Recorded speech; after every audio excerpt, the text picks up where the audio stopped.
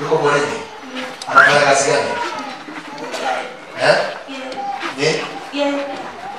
Mshukuru Mungu aliyekuleta kwenye maombi. Kuna ajenda mbaya sana imepangwa dhidi ya mumeo na watu wenye uchu na kazi anayoifanya. Unaelewa? Wana uchu na kazi anayoifanya. Lakini hicho walichokipanga juu yao na kiona Mungu anakirudisha juu yao. Sema kwa jina la Yesu. Kwa jina la Yesu.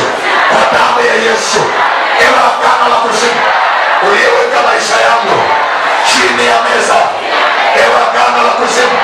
Ewe agano la kuzimu uliyeweka maisha yangu chini ya meza. Leo niachie. Niachie haraka. Niachie haraka. Niachie haraka. Niachie haraka. Niachie haraka. Niachie. Natoka leo. Natoka leo. Natoka leo. Natoka leo. Natoka leo. Natoka leo. Natoka leo. Natoka leo. Chini ya meza. Natoka leo. Natoka leo. Chini ya meza. Natoka leo. Na familia yangu. Natoka leo. Na uzao wangu. Chini ya meza. Unaitwa nani? Yes. Achukue mzao wa mzabibu. Utumie kwa siku ngapi? Siku 3. Walikulisha chakula fulani. Wameshaanza kufanya kazi. Kuna kitu wanataka kukundia tumboni. Unaelewa? Tumbo lako huwa linawaka moto sana. Kama vile kuna chocheo huko ndani. Unaelewa? Kuna chakula walikupa na ni kama imepewa muda wa kufanya kazi. Sasa imeshaanza kufanya kazi. Kachukua mzao mzabibu, tumia kwa siku 3. Aidha unaweza ukatapika au unaweza ukachoa. Kuna hali inatokea tu ambayo itakuonyesha kwamba umepona. Sema kwa jina la Yesu. Wa Nazareth aliye hai. Saa imefika.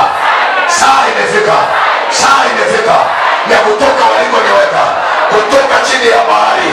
Kutoka chini ya kiti. Kutoka chini ya meza. Saa imefika. Saa imefika. Saa imefika. Kutoka chini ya meza. Kutoka chini ya meza. Saa imefika. Saa imefika. Kwa jina la Yesu. Niangalie mwanaume. Unaitwa nani? Silas. Unatokea wapi? Sekei. Sekei. Hapa kuna ndoa kweli? Hapana. Ilikuwaje? Shindano. Shindano. Mlishindana kwa sababu gani? Siwezi kama mwanamke. Ole. Sana.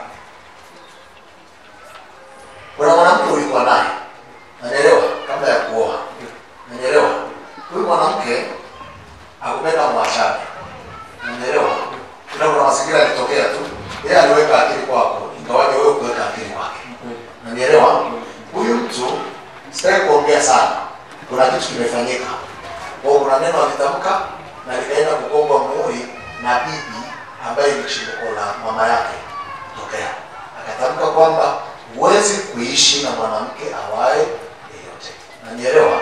Huwezi kukaa na mwanamke awaye yeyote. Sasa Mungu wangu anakurejesha kwenye ndoa. Na utakuwa na ndoa na utamiliki ndoa yako. Sema kwa jina la Yesu.